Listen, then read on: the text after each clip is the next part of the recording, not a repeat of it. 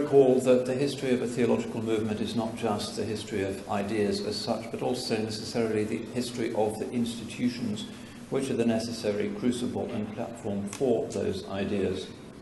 Scholars need time and resources in which to think and in which to produce their more serious works. We think of Imam al-Ghazali and the Nizamiya and other institutions that gave them the space in which to accomplish that extraordinary output.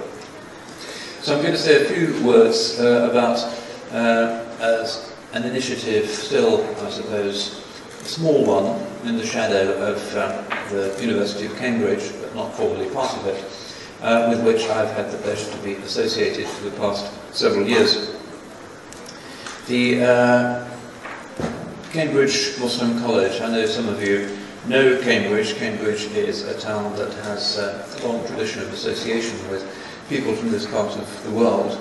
And essentially the purpose of it is to serve the new and growing, but still only partially well-led leadership of the British Muslim community that in many ways finds itself torn between two worlds, at the front line of the East-West impact zone, subject to not only the usual traumas, difficulties, challenges, possibilities of migrant communities in an often doubtful, if not hostile, host society, but also finds itself carrying many of the psychic tensions, burdens, aspirations of the larger ummah.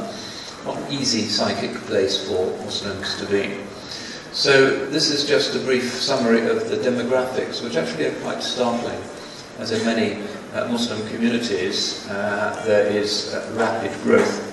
And the most recent census figures of 2011, which have now been crunched and processed, and do give a sense of religious affiliation, indicate that quite startlingly, that despite the closure of primary immigration to the UK and progressive attempts by governments over the last 20 years or more to clamp down on immigration, refugees, asylum claims, that the Muslim population in England between 2001 and 2011 actually grew by 60%. This is something that was quite startling to many of us, and is projected to grow until we're looking at probably a topping out of the Muslim population of Britain within a couple of decades at around 20% of the national population. And also, the second paragraph there indicates that not only is it a matter of quantity, but also a matter of quality. For reasons which we don't have time to go into, the rate of retention of religiosity across the generations is much higher in Muslim communities than it is in other religious communities in the UK. And in some sectors there's evidence that amongst the young there's stronger sense of religious rather than purely cultural affiliation than the older generation. Census reports also indicate that there's probably about 100,000 converts to Islam in the United Kingdom, which means that about 1 in 600 people in Britain now is a convert to Islam. And again, as the communities intermingle, it seems likely that that number will increase as well. So a minority, still a small minority, less than 5%, but one with very significant growth horizons and, of course, cultural and religious needs. Just a few, for those of you who are not familiar with our community, things that surfaced in a very extensive piece of research that came out 6 or 7 years ago, which indicates that on the usual indices of citizenship and a sense of belongingness, British Muslims actually tend to score higher than the national average. This was startling to a lot of people in the tabloid press, and even to the community as a whole. Generally speaking, British Muslims tend to feel that they are more part of the British national project than do British Christians or most other sections of Britain's religious landscape. So despite sort of outrages such as the one which we saw unfolding in London yesterday, that's a margin, but the bulk of the community generally does feel very much a part of the host society. The flip side of this is that the community is in many ways challenged economically, challenged socially. There are educational challenges as well. Muslim underperformance in the schools, which tends to fluctuate a lot depending on the ethnic group. People of Bangladeshi heritage do a lot better than people of Punjabi heritage. Muslims of African heritage often do less well than Muslims of Turkish heritage. So it's not easy to say that there's a single Muslim pattern for educational achievement in the UK. But there are high achievements. So last week I was at the annual conference of the British Islamic Medical Association. They estimate there's about 7,000 Muslim doctors now working in the British Health Service, and a number that continues to grow. So that at the top end of the spectrum there are some high flyers, but there's also this pattern of underachievement as well, leading criminalisation. In terms of the religious leadership, this figure of 1,800 mosques is a kind of guesstimate really, because defining a mosque exactly, what is a masjid, what is a surah, what is a place where people only pray Jummah, it's a matter of definition. 1,800 may be a valid kind of figure. The first generation did struggle mightily in order to create an infrastructure of mosques for the new community. The next generation's challenge is to look at the message that is coming from the minbar of those mosques, which of course is a much more difficult task. It is generally the case that the imams of the mosque in England are born outside the United Kingdom, and in very many cases, although it's not possible to offer a statistic, they may not have English as their mother tongue. The khutbahs may be in Arabic, with an explanation in Urdu or in Bengali, and very much the culture is directed to people of the older generation of migrants from the subcontinent with their specific culture, whether it be Bangladeshi, Mayberry, Punjabi, Pashtun, or Arab, or Turkish, or Kurdish, or Albanian, or whatever. Very diverse community. So this is already recognised as a problem. But there's new leadership roles emerging because of the very extensive chaplaincy sector.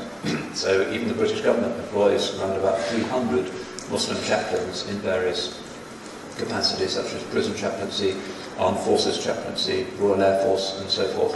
And that presents a different career path for advancement for Muslims who are looking for pastoral and leadership roles outside the existing mosque framework, where generally, for somebody who's slightly outside a particular paradigmatic way of viewing the Ummah and the world, finds it very difficult to get appointed by the very conservative older generation, which tends to control mosque appointments in most sectors in British Islam. So chaplaincy very significant now.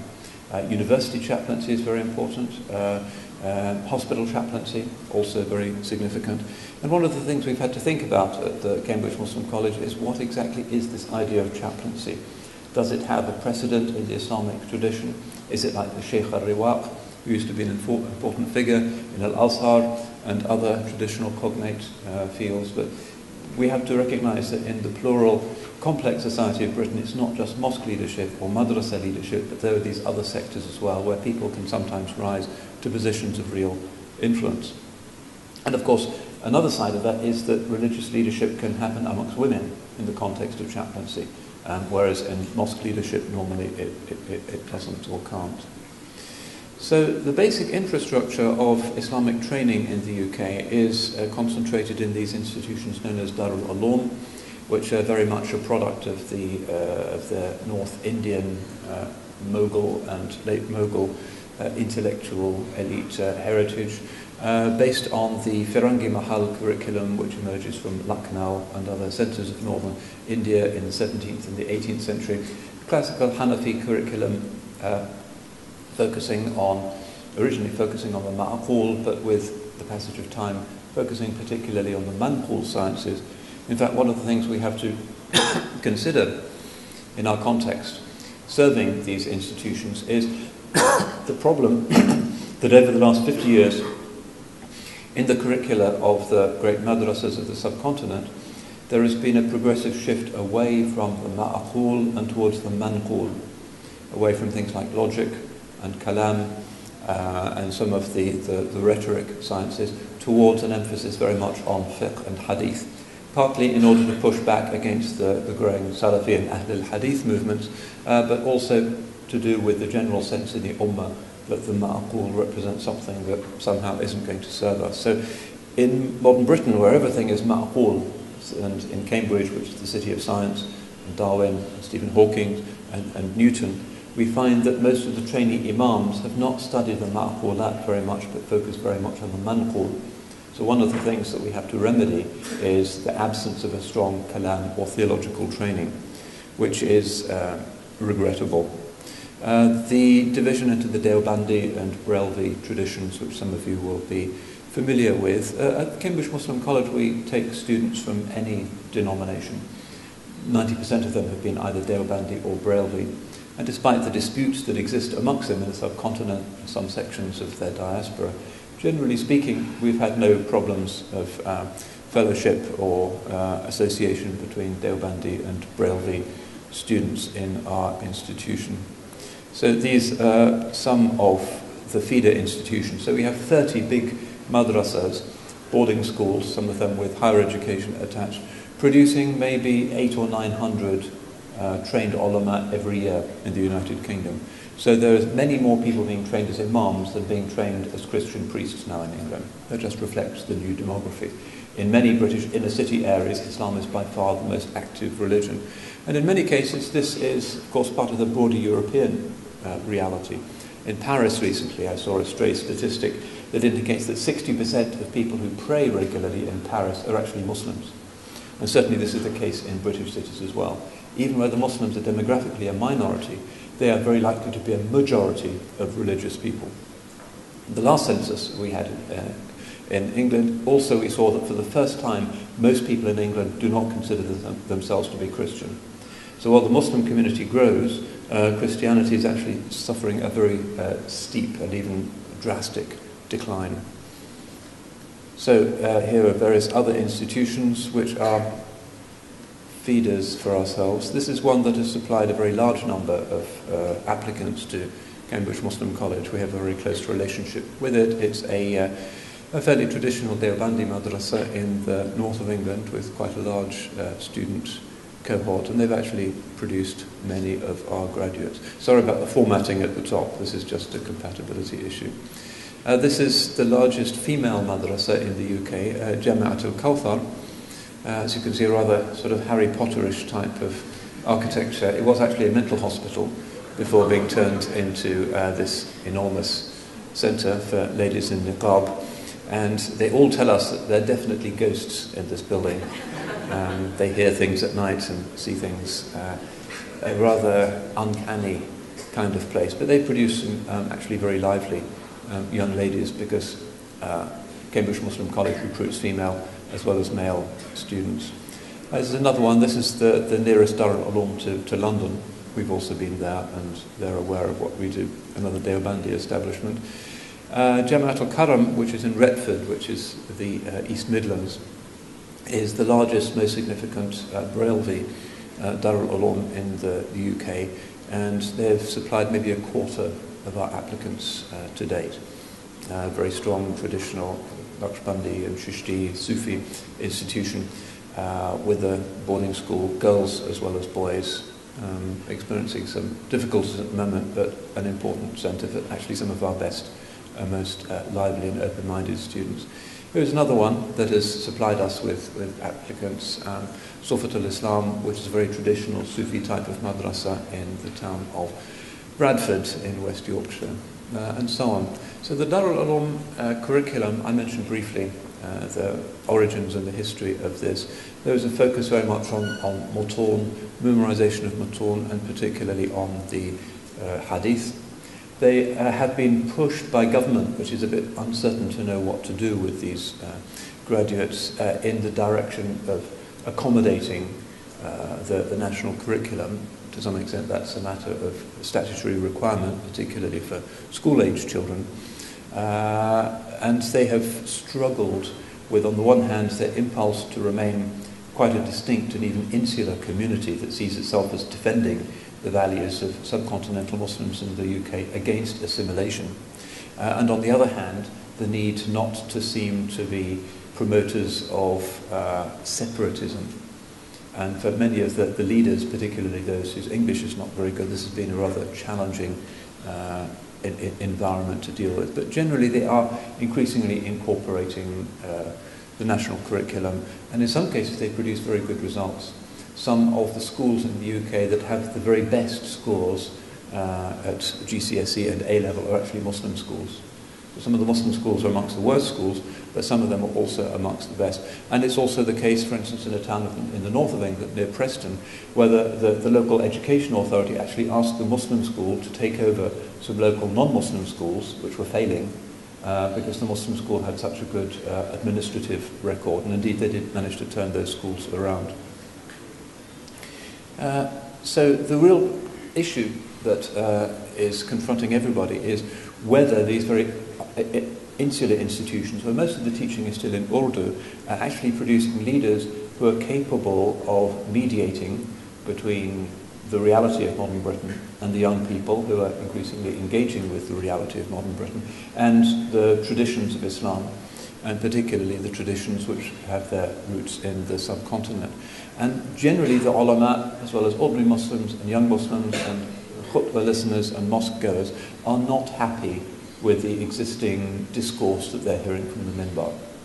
Even those who are trained locally in the UK just do not really understand the issues that are confronting the young. And that's one reason why we have substantial problems of drug use in the Muslim community, criminalisation, radicalisation, because the message on the minbar just is not on the frequency that young people are equipped to understand. So there's a general sense. And when I talk to the directors of the Darul Ulooms in the UK, they do recognise that they're not really providing a message that really deals with the issues that the young are encountering, but they simply don't know how to change.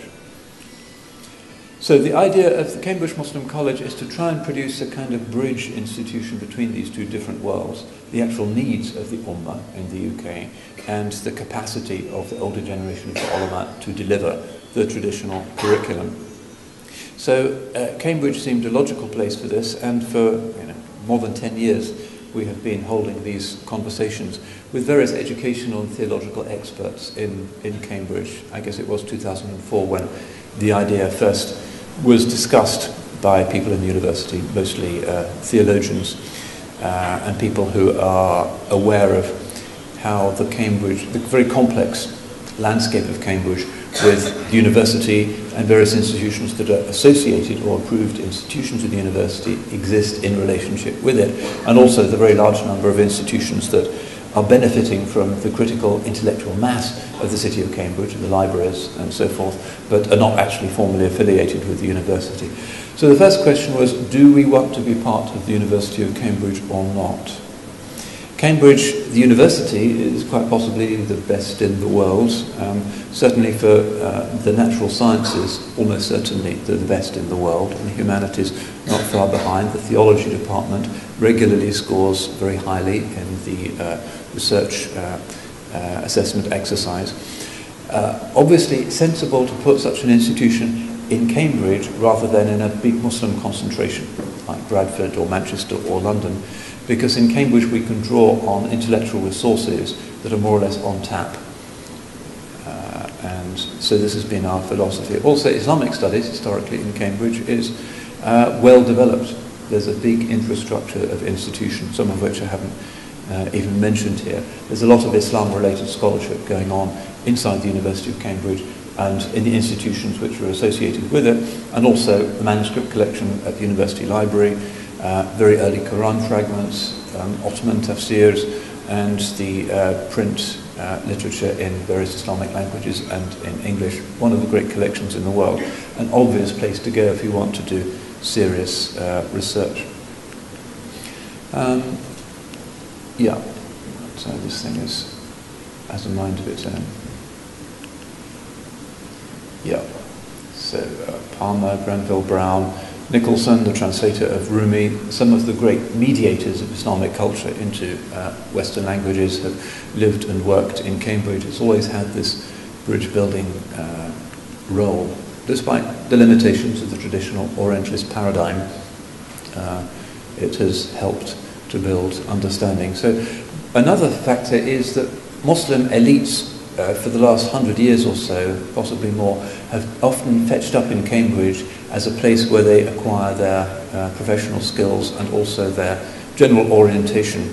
So you can see Abdul Yusuf Ali was an undergraduate, studied law at St. John's College, and his translation of the Quran for many Muslims is the best that's ever existed. Tunku Abdurrahman from here was, I think, at St. Catherine's College in Cambridge. Iqbal, the one who had the idea for a place called Pakistan, dreamt of the idea in Trinity Great Court. It's an important place for the Ummah, strangely. The elites very often have had this formative relationship with the city of Cambridge, and the list goes on and on. So Pakistan, this is Chaudhry Rahmat Ali, who lived in Cambridge, actually buried in Cambridge. He has a kind of mazar in Cherry Hinton Cemetery in Cambridge.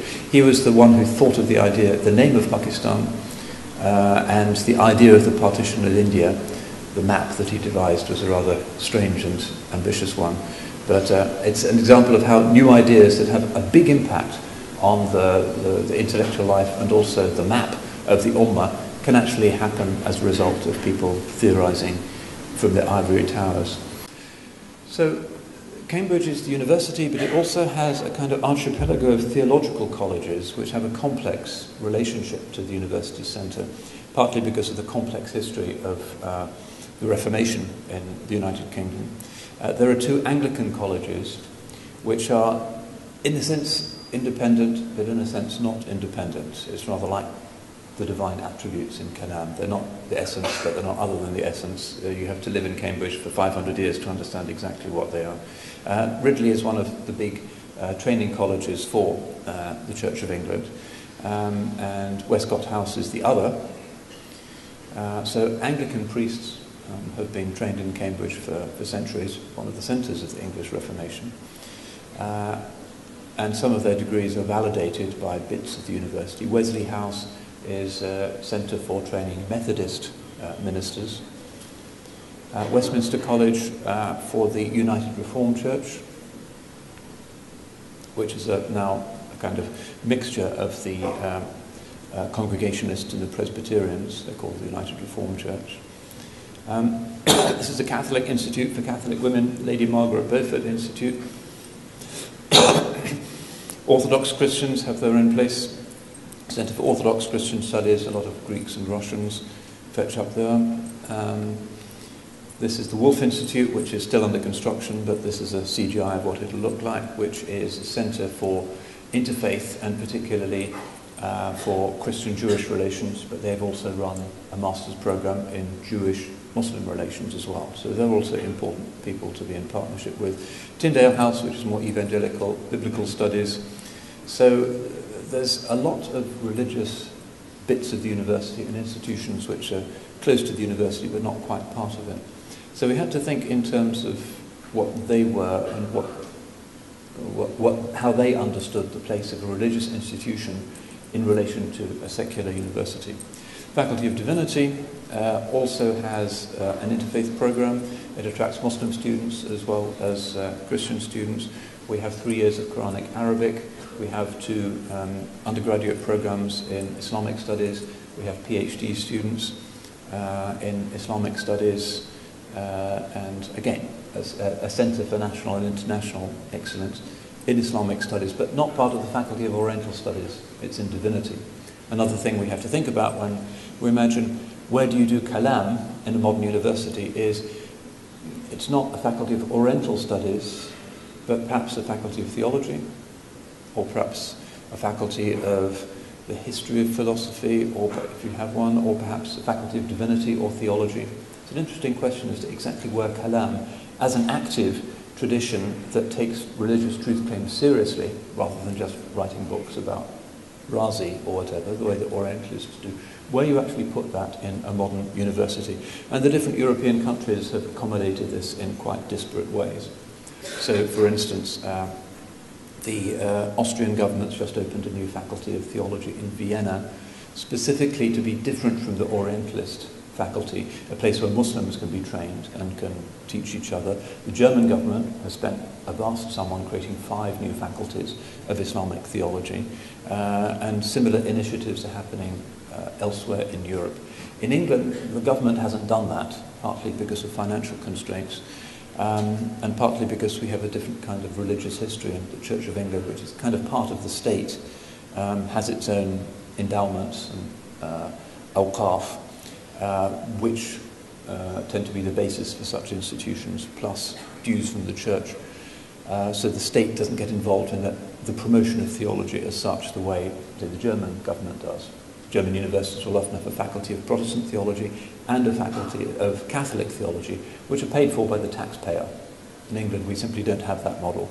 So creating Islamic studies as an insider discourse in Britain can't really expect some sort of state support, particularly in the context, of course, of reduced budget for higher education and the ongoing credit crunch. So Muslim College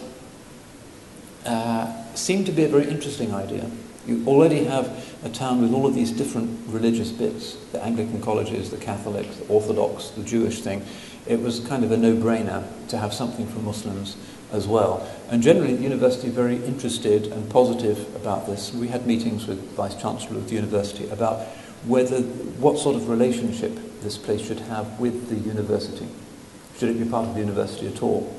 If so, what will be the degree of control over appointments? The university tends only to brand institutions that it fully controls, obviously for reputational and academic reasons. So if we were to be part of the university, we would not be able to control in any kind of reliable way the kind of people that we were able to appoint. And that clearly would be problematic if you're trying to deliver Islamic education.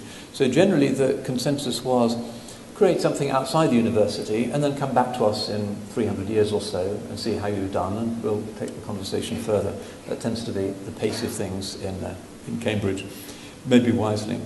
So the discussion generally was in favour of not having it as part of the university or a degree accredited by the university, but something independent.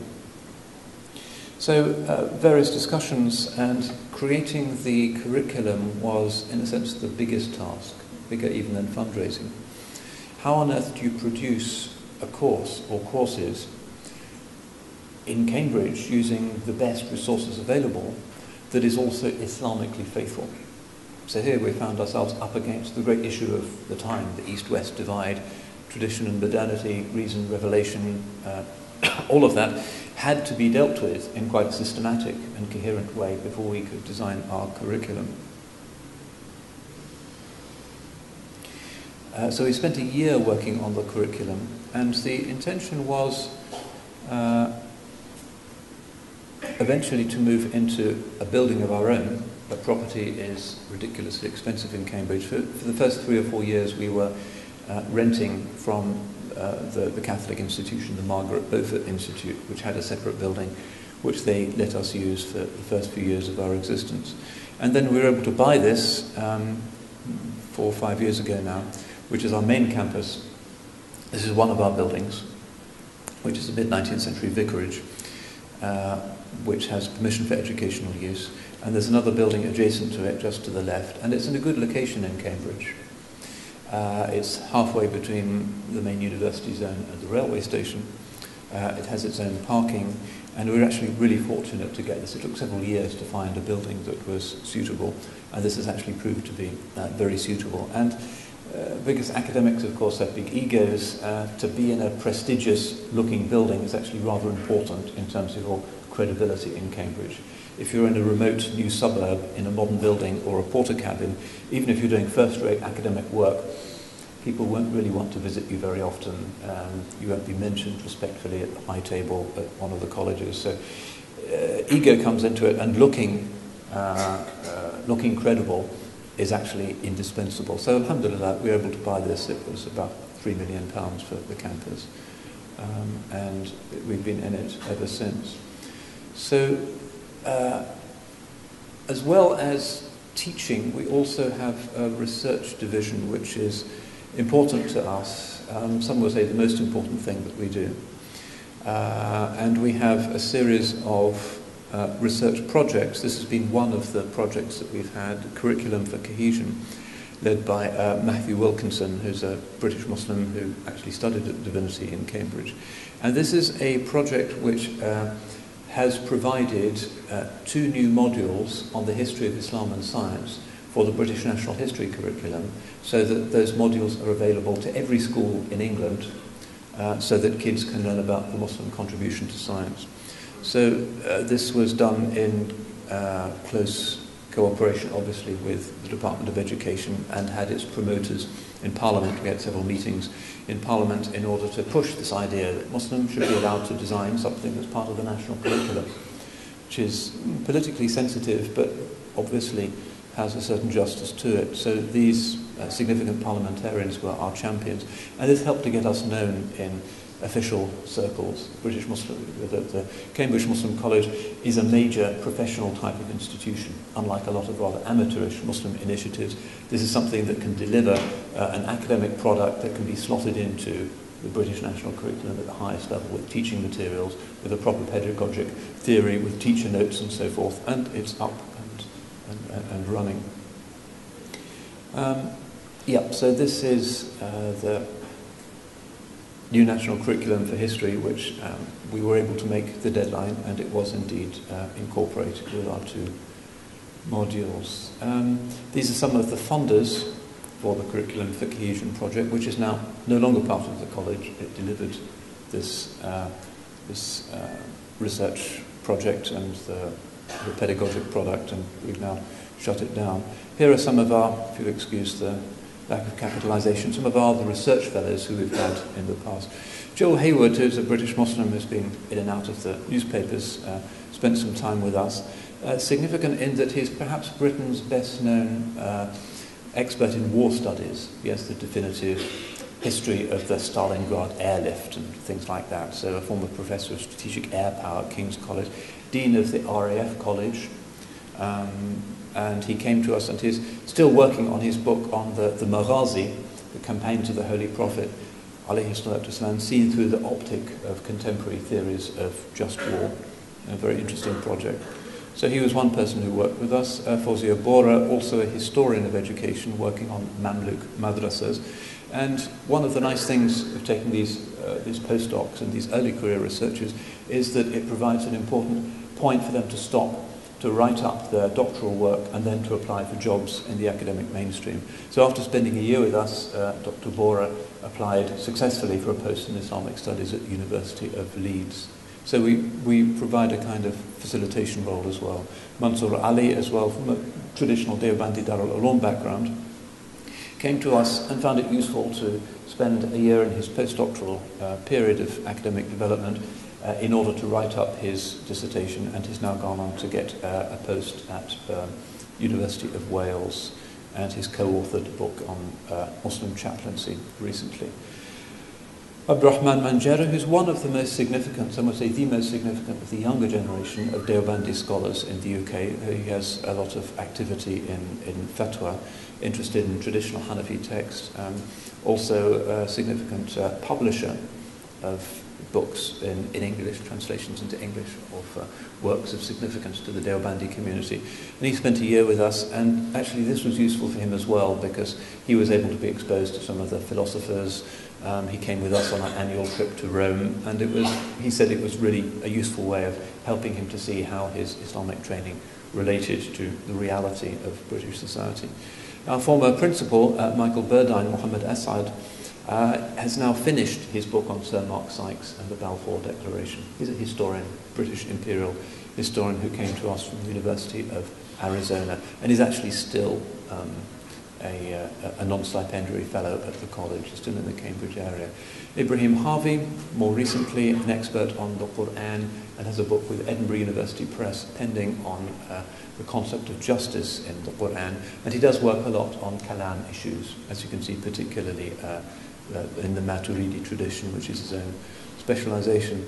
Harith bin Ramli, half Malaysian, many of you will know him, who spent a year with us and is still helping out with teaching in my program at the University of Cambridge, a very active young scholar who again is quite strong on Kalam issues as well as tasawwuf. So we aim to have a kind of critical mass of good scholars to create an intellectual environment in the college. So at lunchtime and when we have visiting speakers, there is a high-level Islamic conversation to be had.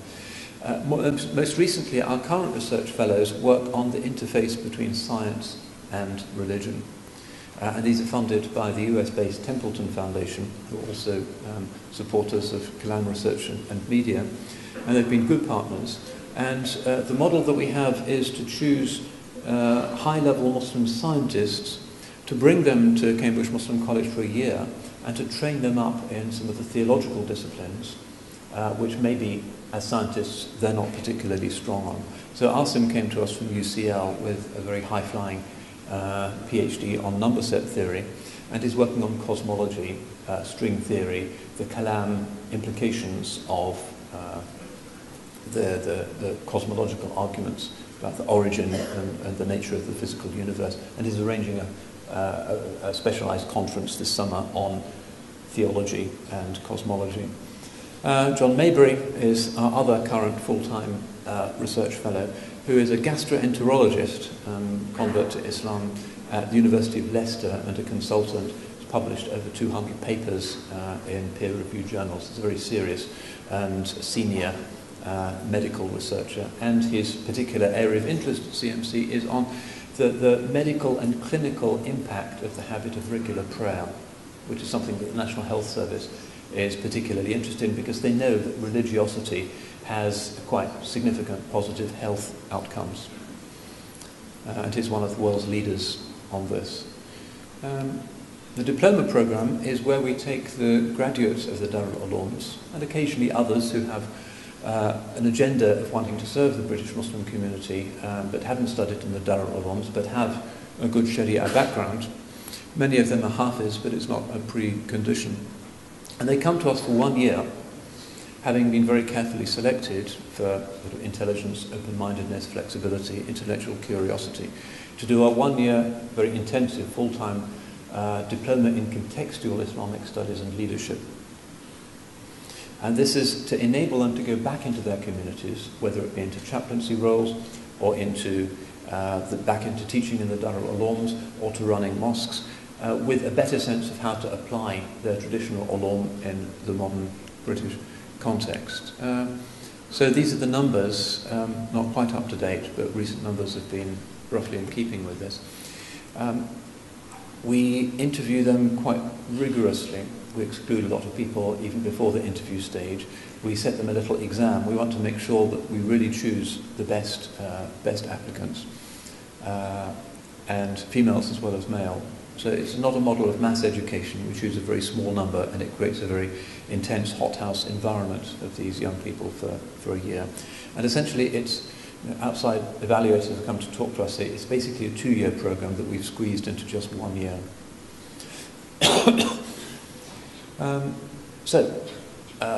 Science and religion is one of the things that we expose them to. At the Darul Ulooms, they don't do the Big Bang, they don't do string theory, they don't do Darwin, they don't do artificial intelligence. Any of those things that religionists have to have an informed opinion on, we expose them to these things by bringing in top scientists from the university to explain to them directly. Now, our pedagogic agenda is not to say this particular theory is the correct Islamic way of understanding these issues. Instead, we say, here are the issues. This is neo-Darwinism. This is the modern scientific challenge to neo-Darwinism. And you work it out for yourselves. At the diploma level, we don't take a view on what the correct Islamic response to these scientific challenges should be. We are an open space and simply broaden their horizons. So these are some of the other courses that we have as part of the diploma. An inculturation in the humanities as they are relevant to educated faith leaders in the United Kingdom, so that they feel some kind of membership of the wider constitutional and cultural reality, so that they know the ideas that have shaped the society in which they live. The philosophy program perhaps is the most popular of these, and we have some very good teachers in that, but also English literature, world history, history of the Islamic world, are very important things, because very often we find Muslims just don't know their own history, let alone the history of the countries in which they're living in the West.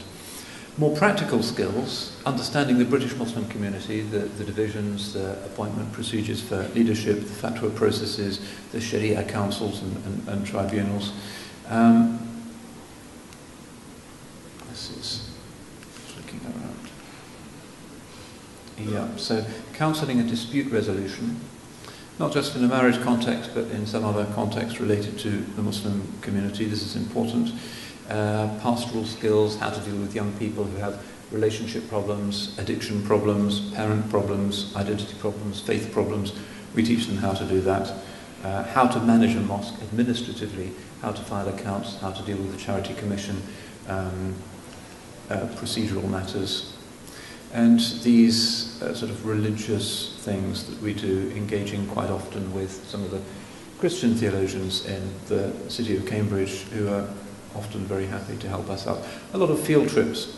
We take them every week to see some new place and to engage with new people. This is the Lady Chapel at Ely Cathedral, quite close to us. This is a visit to BBC Radio Cambridge there, so they can see how the media works. This is our annual program at the Vatican. We stay in a monastery, we meet the Pope, we do all of the sites of Rome, but also have interfaith experiences with people at the Gregorium and the Angelicum, which are two of the main pontifical universities there. And it's a very important part of their learning experience. It's an obligatory part of the program. And a problem, incidentally, in that in Italy now, although the Vatican is a grey area, the niqab is illegal. So when our girls join the program, we have to say, are you willing to remove the niqab on the 4-5-day Italian program? And if they're not, then they can't apply. And this has been an issue on a number of occasions, unfortunately. So the graduates, we have quite a cohort of them now who've gone out into the British Muslim community. Some of them are not very active yet. Some of them are actually significant leaders of mosques and chaplaincy communities. So here's a few of our graduates who we're staying in touch with. Kalam, who is at Jamiat al-Kalam and also went on to Al-Azhar, is running a very successful mosque in the Manchester area, really injecting it with tremendous dynamism, lots of programs for young people. Zakia is now the first Muslim chaplain at a major National Health Service hospital in London. And one of the things we have to train them in is how to deal with chaplaincy situations in a multi-faith environment. So if Zakia is on duty as the duty chaplain in the hospital when a Christian or a Zoroastrian is dying and they ask to see a chaplain, it'll be her duty to go and see that non-Muslim and to talk to them and to find something to say with them. Again, really a new situation for the Ummah, but in a multi-faith society, we have to adopt these multiple roles. And she's been extremely good, very popular in the hospital. So Hera, one of the things that our graduates can aspire to is joining the academic mainstream. So last year, for instance, 5 of our graduates were accepted to do masters at SOAS in London, where they have a high opinion of our graduates and generally are only too happy to get them.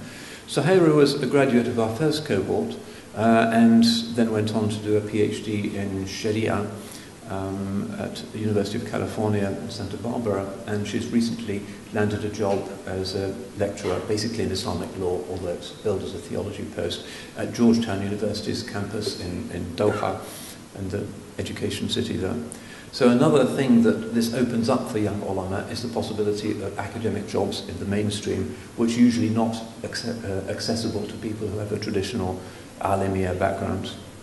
Aqil, another one, from Ibrahim College, which is in London, which we're quite closely partnered with, and he's gone back into the Darul Ulum to kind of be a leaven within the dough and lighten it up. A series of public lectures. Here's Bruno Guidardoni, who many of you will know as a leading French Muslim thinker of the Islam science engagement. He's an astrophysicist at the French National Observatory in Lyon. I should speed up a bit now. Development. Yeah, where now we have launched a full-time 4-year degree in Islamic studies, as well as the diploma, as well as the research fellows. We have this BA, which uses a traditional Syrian-type Ma'had al-Fath curriculum, but with quite a strong emphasis on the ma'qul sciences, everything taught in English, and engaging as much as we can with intellectual realities which are around us in Cambridge. To do this, we've had to expand. So this is our plan for constructing a new building. You can see Qibla oriented, with a big prayer room, library, courtyard, and that would provide space probably for about 100 students on the site. This is all land that we already own. This is a building we bought a couple of years ago. We're still fundraising to pay back the loan, but very useful open plan office space that can be used academically as well. So in terms of the finances, the Waqf situation, obviously it's a charity, it's not making money. The diploma students and the BA students are subsidised. If they can pay fees, we ask them to pay fees, but generally given our economic realities, most of them, including some of the most gifted applicants, simply haven't got the financial resources. So it is expensive. It costs about £500,000 a year to keep us going. And so we have been very actively fundraising. We hope to have a Waqf endowment of around 30 or 40 million pounds in future, inshallah, which the dividend on which would keep us going, inshallah, in perpetuity. And that's it. So thanks for your attention. And if anybody's got any questions, I guess we've got 5 minutes or so. Some of this may be relevant to the Malaysian context, and I had a meeting with Dr. Mahathir a few years ago, who was very keen to bring this into the Malaysian context. Other countries as well. We have a partnership now with the Islamic University at Moscow, and we're developing summer schools for some of their ulama at our college. The Bruneians are very interested. Bruneian ministers had come to visit us. Oman also. It's not just in England, but generally in the Ummah that we find that people want to see a higher level of discourse amongst Muslim leaders and an awareness of science issues, of the ma'qul, of the philosophical challenges of modernity, so that the ulama can really make sense the way they ought to. So, alhamdulillah, we're hoping to develop partnerships in this part of the world, but also throughout the Ummah, inshallah. We're quite small, but we've got pretty mighty ambitions, bi-iznillah ta'ala.